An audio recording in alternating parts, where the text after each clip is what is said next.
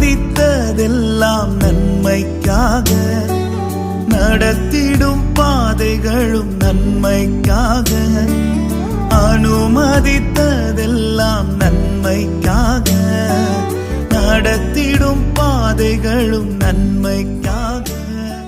இதோ ரட்சிக்க கூடாதபடிக்கு கர்த்தருடைய கை குறுகி போகவும் இல்லை, கேட்க கூடாதபடிக்கு அவருடைய செவி மந்தமாகவும் இல்லை. ஏசாயா 59:1. எனக்கான யாவும் செய்து முடித்து உங்க கைகள் குறுகவில்லை. உம்மால் கூடாதது எதுவும் இல்லை. உங்க கைகள் குறுகவில்லை. உம்மால் கூடாதது எதுவும் இல்லை. உம்மால் கூடாதது எதுவும்